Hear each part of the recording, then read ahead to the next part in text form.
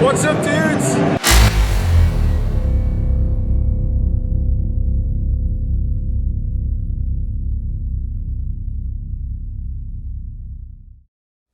Yo, what's up, dudes?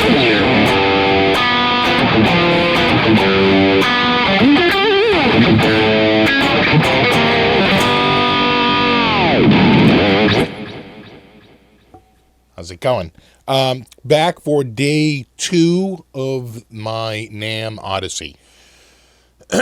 So, day 2, God, I woke up and I was like the Tin Man. I mean, talk about just wrecked from the day before. And it goes to show you how old I'm getting.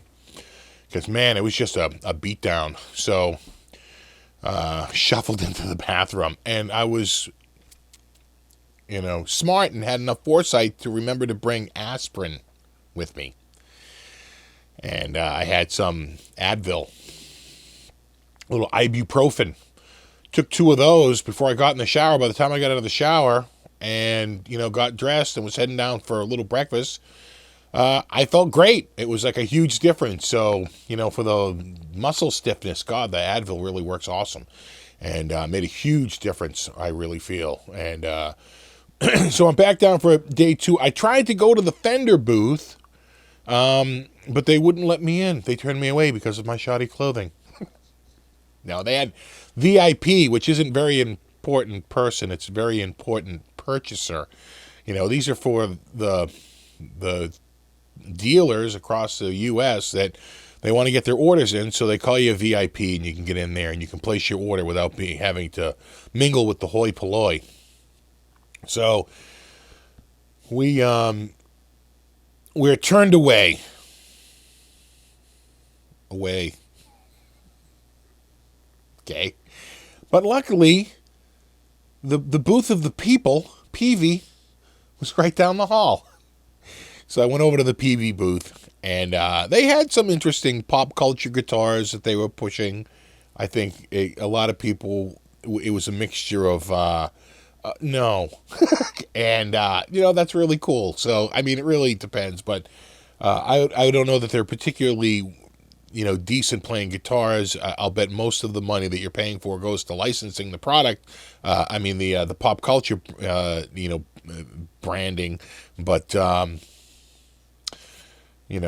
I suppose that's the state we find ourselves in. So those were up, and then they had the, I think some of the biggest buzz of this NAMM, and that was the mini heads. They had a couple of they had like a Tweed, and they had a 6505 little mini head, and they were adorable. They had them on top of these little 212 cabs, and they were just so cute. So I said, those are actually pretty cool. I think they're 20 watts a pop, and they have a little bit of technology in them to help send out sounds through direct injection, direct input, whatever you want to call it, DI box. And it also had a way to sort of like check tubes and see if your tube is faulty or needs to be rebiased. So that was pretty cool. Got out of there, and when I went downstairs, I was right by the Moog booth. If you're not familiar with Moog, Bob Moog, pretty much the father of modern synthesis. A lot of people credit him with coming up with a lot of the basic structures for the original synthesis, which was analog and what we call subtractive. And you start with a sine wave, and you start subtracting things out of it, and you change the wave to something more complex. Then you can take a couple of oscillators, put them against each other, and detune them, and do all kinds of filtering. And he got a lot of mileage out of some very simple electronics, and really changed the switched on Bach is probably the most famous one. I think that's done with a Moog. And what else? Really, it's the sound of like Rush. When you hear those Rush synths, that all reminds me of Moog. Those really big, fat analog, from like Subdivisions. That whole thing. That's all Moog.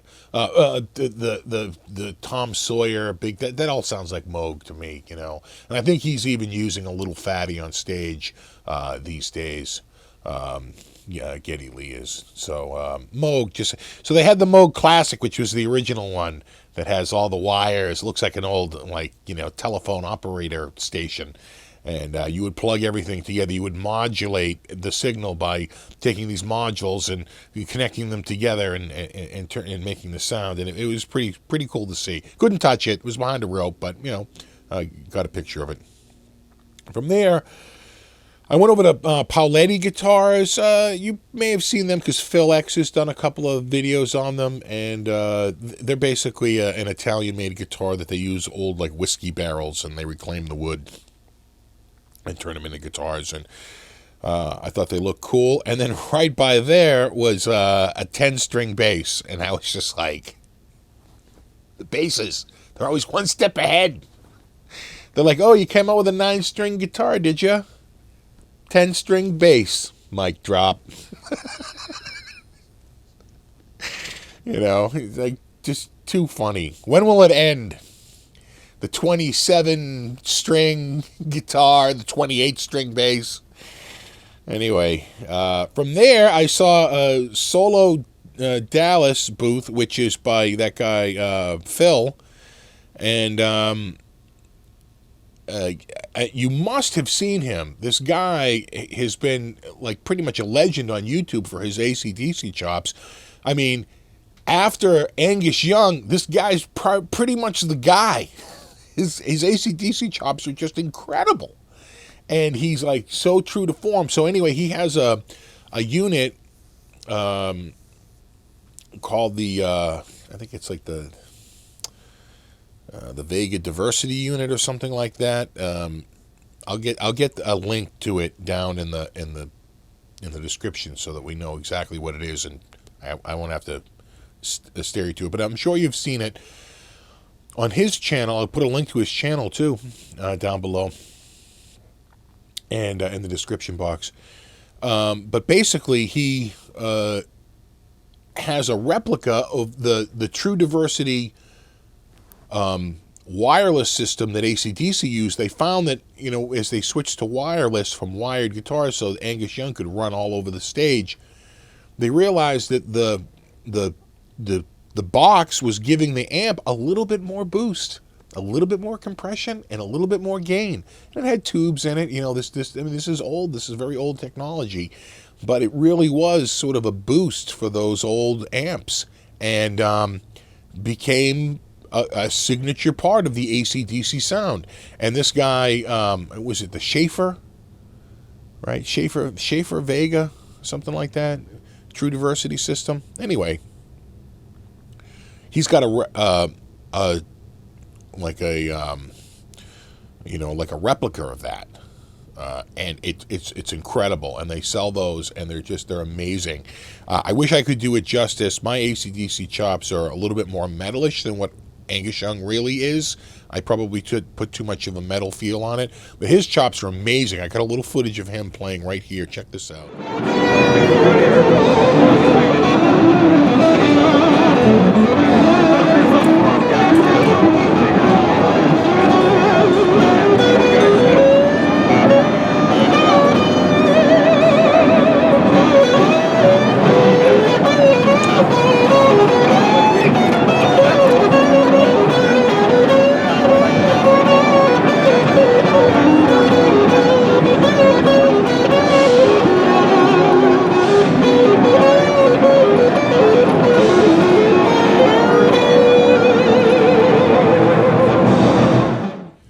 And then,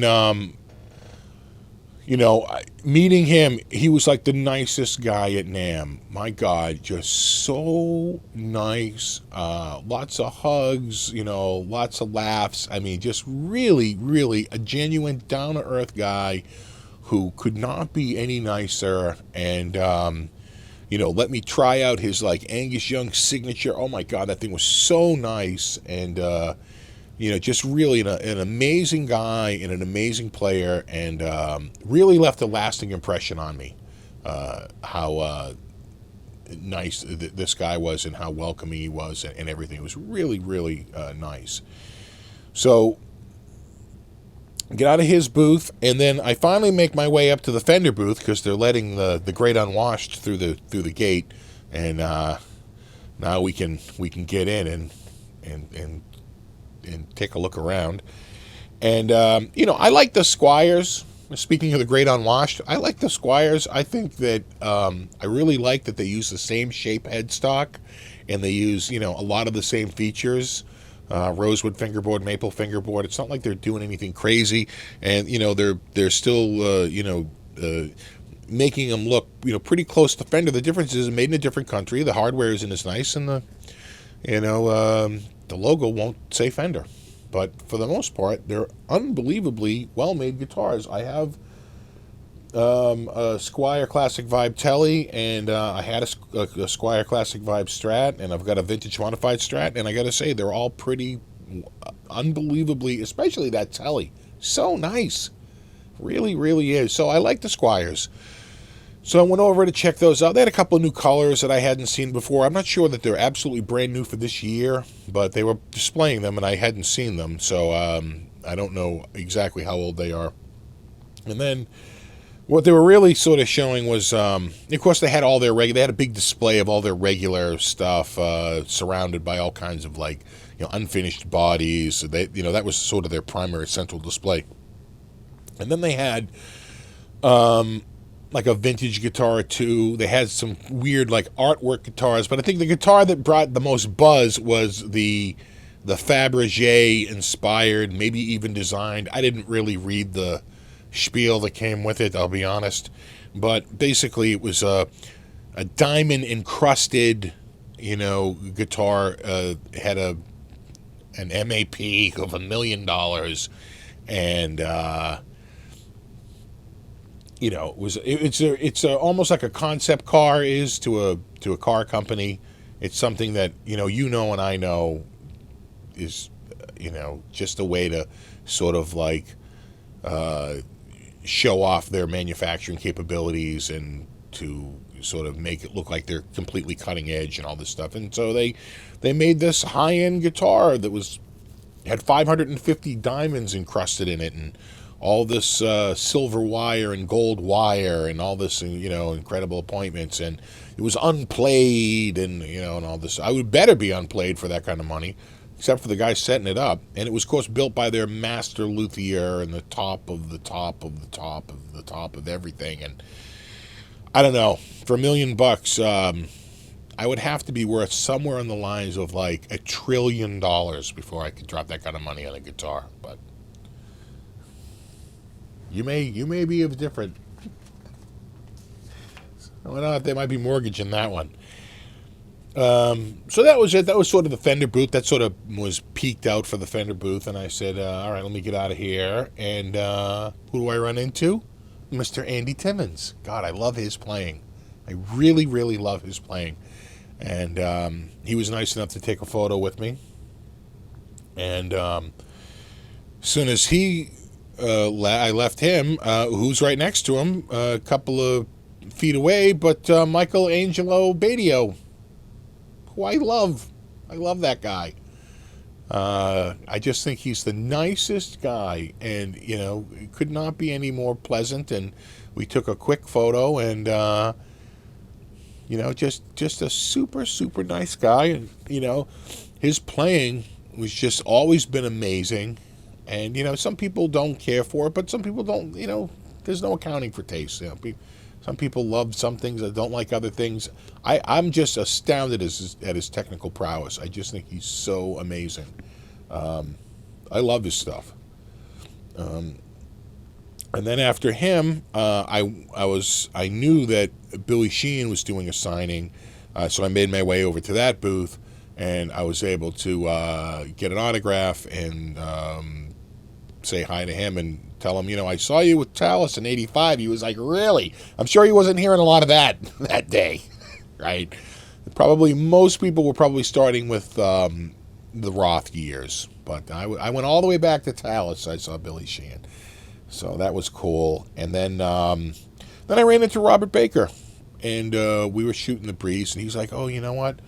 A buddy of mine up at Fender. I want to just go say hi to him." And I said, "You know what? There's a bunch of chairs up by there. That would probably work out because I'm really dying. My footwear was letting me down in a major way."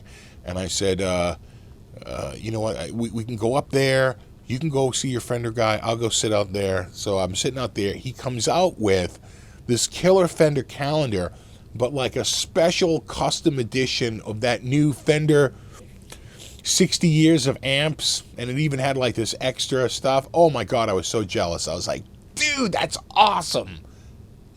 That book was so heavy. It's like, he wanted to open it, and I was like, no. If you open it now, it's going to get all messed up in the flight home. Leave it all wrapped up and packaged. Get it home. You'll be like unwrapping a brand new present, and then you'll be assured that it's going to make the trip. I'd leave it wrapped up. As much as I'd love to open it up and take a look at it right now, just leave it wrapped up. And we did, or he did, and boy, was that an awesome. I gotta find one of those. I'll see if I can find one like on eBay. Sometimes you can get them kind of short from book resellers. That would be great. I would love to get a copy of that. I was like, man, that's awesome. And then we wound up running into at the very end of the day, I wound up running into Joe from Riff City Guitars. And boy, again, what a super nice guy. That Midwest, hospitality and just niceness that you sort of miss up in the Northeast, and probably to some degree in the West too. The coasts, we're a little bit more, especially the Northeast, very, very high strung. But except me, I'm the mellowest guy in the Northeast. And then the NAMM closed down, and we wound up heading over to the Jazz Jam, which is something we had done the year before. And last year it was the flautist that was amazing. This year I wouldn't say anyone in particular stood out. I saw a lot of the same faces from the prior year. The flautist wasn't there, Sarpé. He wasn't there. But, they fed us. We were able to turn one ticket into 7 of us getting in, thanks to the generosity of somebody who we knew there. They were nice enough to let us in. And they fed us, and, it was a cash bar, but it wasn't too bad. And so, we spent the night listening to some great music and chowing down and, having a few beers. And eventually I found a place against the wall to sit down and get off my feet. And, it was a pretty good night.